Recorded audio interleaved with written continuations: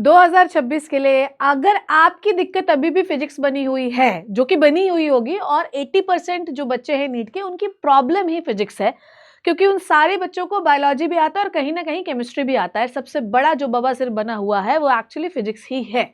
अब बहुत सारे बच्चे ऐसे हैं जिनकी फिजिक्स की तैयारी एकदम सटम सट चल रही है, बहुत अच्छी चल रही है, बहुत शानदार चल रही है। आज हम शायद उनके बारे में बात नहीं करने वाले हैं। आज मैं आपको एक छोटा सा, बहुत ही छोटा सा टारगेट देने वाली हूं, और अगर आप 5 महीने सिर्फ इतना कर लोगे तो आपके 150 के आसपास नंबर आ जाएंगे। और यकीनन अगर आप मानो कि अगर आपको एक गवर्नमेंट कॉलेज चाहिए तो आपको 150 नंबर जो है फिजिक्स में मिनिमम तो लाने ही पड़ेंगे, क्योंकि फिजिक्स जो है वो डिसाइडिंग फैक्टर है कि आपको एक सरकारी कॉलेज मिलेगा या नहीं मिलेगा। देखो, सिलेक्शन जो है वो डिपेंड करता है बहुत सारे नंबर पे, जो कि बायोलॉजी एक बहुत इंपॉर्टेंट रोल प्ले करेगा, क्योंकि 360 नंबर का है। पर आपको रैंक कौन सी मिलेगी ना, वो फिजिक्स डिसाइड करेगा। तो फिजिक्स में मिनिमम आपके 150 160 नंबर होने ही चाहिए। मैं बहुत नहीं बोल रही हूँ कि 180 नंबर लाओ, पर कम से कम 150 नंबर, सम्मानजनक नंबर लाना तो बनता ही बनता है। ठीक है, तो मैं आज आपको एक बहुत छोटा सा प्लान बता रही हूँ। ये प्लान की पीडीएफ जो है मैं टेलीग्राम चैनल पे आपको दे दूंगी, that is t.me Shipra Tiwari official. तो लिंक लगी हुई है, जाकर उसको ज्वाइन कर लेना। 5 महीने को मैंने छोटे छोटे टारगेट्स में डिवाइड किया है। सबसे पहले अपना मन बना लो कि मुझे ना सिलेक्शन चाहिए, क्योंकि अगर मन नहीं बनेगा ना तो कुछ हो नहीं सकता, मैं पहले बता दे रही हूँ।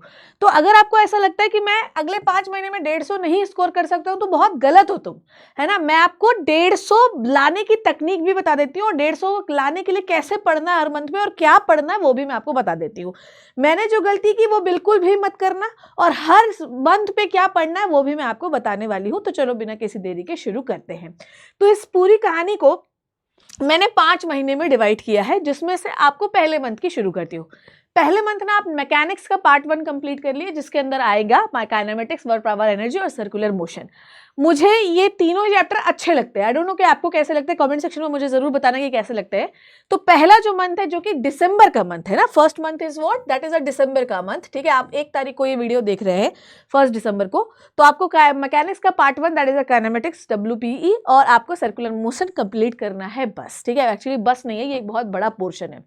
साथ ही साथ आपको इसको कंप्लीट करने के साथ आपको डेली 50 सवाल करने हैं। जैसे मान लीजिए कि आपने काइनेमेटिक्स को करने के लिए 5 दिन लिए, तो इसका मतलब ये है कि आपको इसके 50 सवाल डेली सॉल्व करने। जरूरी नहीं, मैं फिर कह रही हूं कि ये जरूरी नहीं है कि आप अगले 50 मतलब 50 50 50 250 सवाल काइनेमेटिक्स के सॉल्व करें, पर ये टारगेट बनाइए कि हर जो दिन है उस दिन आप 50 सवाल सॉल्व करेंगे। अब 50 सवाल का बाइफर्केशन मैंने ऐसे किया है कि इसमें 3 जो है वो आपके न्यूली फॉर्म्ड क्वेश्चन होंगे, जो कि किसी बुकलेट, किसी मॉड्यूल या किसी किताब के होंगे, और इसमें से आपके 20 PYQs होंगे। तो अगर मान लीजिए आप मैकेनिक्स के हर दिन 20 सवाल करते हैं, और अगर आपने 5 दिन मैकेनिक्स पढ़ी, तो 100 PYQs आप सॉल्व कर लोगे। अगर 100 PYQs के उस दिन नहीं है, मतलब कम आए हैं पिछले 10 सालों में, 12-15 सालों में, तो इसको एडजस्ट करना है आपको नॉर्मल क्वेश्चन में। मान लीजिए 60 ही सवाल पिछले 10 सालों में आए हैं, 50 ही सवाल आए हैं, तो वो जो नंबर है वो आपके न्यूली फॉर्म्ड क्वेश्चन में ट्रांसफर हो जाएगा।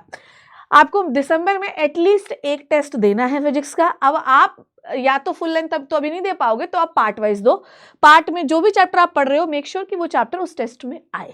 ठीक है, नेक्स्ट जो है मंथ 2, इसमें आप मैकेनिक्स 2 और थर्मोडायनेमिक्स कंप्लीट कर लोगे, जिसमें आएगा रोटेशन, SHM, ग्रेविटेशन और थर्मोडायनेमिक्स। मुझे ग्रेविटेशन से बहुत नफरत थी। तुम लोग मुझे बताना कि फिजिक्स में तुम्हें सबसे टफ चैप्टर कौन सा लगता है। ठीक है, इसमें आपका नंबर ऑफ क्वेश्चन मैंने बढ़ा दिया है, इसमें 60 से 80 कर दिया है। अब आपको डिसाइड करना है कि नॉर्मल क्वेश्चन का रेंज क्या होगा और PYQ क्या होगा। ठीक है, नॉर्मल क्वेश्चन का रेंज जो है वो आप बढ़ा दीजिए, 40 कर दीजिए, और PYQ का नंबर जो है वो 30 रखे रहने दीजिए। ठीक है, यहां पर आपका जो टेस्ट है वो मैंने बढ़ाया है, दैट इज वीकली 2, है ना, मतलब आपको हर 3 दिन में एक टेस्ट देना है।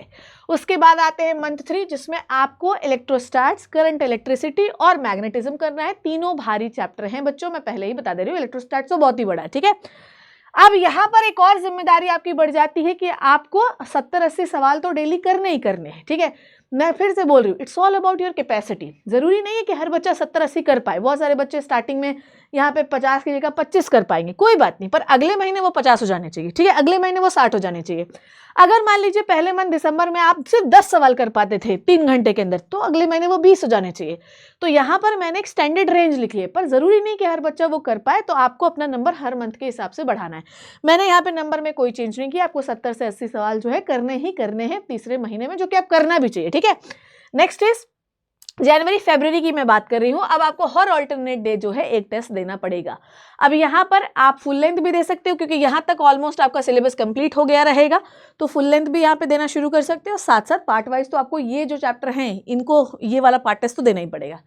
4th मंथ को मैंने ऑप्टिक्स और मॉडर्न फिजिक्स रखा है, जो कि मेरा सबसे अच्छा था और मुझे सबसे अच्छा लगता है। ऑप्टिक्स और मॉडर्न फिजिक्स को आप कंप्लीट करेंगे बच्चे किसमें, अपने मार्च मंथ में, जो कि मार्च मिड पे ही कंप्लीट हो जाना चाहिए, ठीक है। और यहाँ पर आपको जो यहाँ पे तो 3 टेस्ट देने हैं, ठीक है। अब यहाँ पे आपको हर अल्टरनेट डे टेस्ट देना है, मतलब यहाँ पे आपके 4 टेस्ट हो जाएंगे, ठीक है। ओके, अब ध्यान से सुनो, यहाँ पर आपको नंबर ऑफ सवाल और बढ़ाने पड़ेंगे, क्योंकि ये जो है मेरे ख्याल से इसको कंप्लीट करने में आपको 15 दिन लगेंगे। अब 15 दिन जो आपके बचेंगे उसमें आप सवालों की प्रैक्टिस करेंगे, इसलिए मैंने नंबर ऑफ क्वेश्चन बढ़ाए हैं और हर अल्टरनेट डे जो है वो टेस्ट देंगे। अगले 5 महीने में इस तरीके से आप सिलेबस कंप्लीट करेंगे, इस तरीके से यही आप पढ़ेंगे तो आपके 150 नंबर जो है आएंगे। इस पूरे मंथ में सबसे इंपॉर्टेंट जो चीज़ है वो वाली यूनिट है ये, यहाँ से सबसे अधिक नंबर के सवाल जो है वो पूछे जाते हैं, ठीक है। नेक्स्ट है बच्चों, आपको 5वें मंथ में क्या करना है, दैट इज द अप्रैल का मंथ। कुछ भी नहीं करना है, सिर्फ सवालों की प्रैक्टिस करनी है और आपको PYQs एक बार रिवाइज करने हैं और सिर्फ टेस्ट देना है ना। अब जितने ज़्यादा टेस्ट आप देख सकते हो उतने ज़्यादा आप टेस्ट दो। पूरी रेंज जब मैंने ये लगाई तो इसमें मेरे को 30 से 40 टेस्ट आ रहे हैं। 30 से 40 टेस्ट, इससे भी ज़्यादा टेस्ट आपको देने हैं। आखिरी मंथ में तो लोग हर दिन एक टेस्ट देते हैं, 30 टेस्ट तो वो 30 दिन में दे डालते हैं। तो याद रखिएगा कि जो बच्चा 10,000 सवाल फिजिक्स के करके जाएगा उसका सिलेक्शन होने का चांसेस जो है वो ज़्यादा होगा, और 10,000 बाकी सब्जेक्ट्स के सवाल, ठीक है। आपको हर दिन 1 घंटे थ्योरी पढ़नी है फिजिक्स की, सिर्फ 1 घंटे, 2 घंटे न्यूमेरिकल करना है, 30 मिनट PYQ और 30 मिनट फॉर्मूला रिविजन करते हुए आपको 30 मिनट्स या 20 मिनट्स या 15 मिनट्स आपको अपनी एरर बुकलेट को देना है। हर हफ्ते जो आप टेस्ट दे रहे हैं उसमें आपको समझ में आ जाएगा कि आप गलती क्या करते हैं। उस गलती को आप एरर बुकलेट में लिखिए, और 5वें मंथ में जब आप प्रैक्टिस करना शुरू करेंगे तो वो गलतियां बार बार नहीं दोहरानी है। एरर बुकलेट हमेशा एक आईने की तरह बिहेव करेगी और हमें दिखाएगी कि बेटा ये गलती मत करना। और जब आप एरर बुकलेट को बार बार देखते हैं और एग्जाम में वैसा सवाल आता है ना, तो आप नहीं करते गलती, क्योंकि आपको याद आ जाता है कि देखो मैं इस पर गलती करता हूँ, मुझे संभल के सॉल्व करना है, ठीक है। तो आपकी एरर बुकलेट एक आईना है जो आपको गलती करने से रोकेगी। तो हर बच्चे के पास फिजिक्स की एरर बुकलेट होनी चाहिए, चाहे बायोलॉजी की हो चाहे केमिस्ट्री की हो, इससे कोई फर्क नहीं पड़ता। जो बच्चा अपने एरर्स को लिखता है, अगले महीने उसको सुधारता है, वो बच्चा सक्सेसफुल हो जाता है। इस प्लान को आप फॉलो करिए, 150 नंबर आपके आ सकते हैं, कोई परेशानी वाली बात नहीं है। आप घबराइए मत, आप परेशान मत होइए। 150 नंबर लाने के लिए इतना ही आपको फॉलो करना है। आप अगर चाहें तो मैं आप बता दूंगी मैं कहाँ पढ़ाती हूँ। मैं नीट इन्फिनिटी चैनल पे पढ़ाती हूँ, चैनल की लिंक भी लगी हुई है, और मैं आपको बायोलॉजी के इंडिविजुअल 10,000 सवाल वहाँ से करा के भेजूंगी। तो I hope you learn and enjoyed the video. Thank you so much बच्चे, take care and bye bye.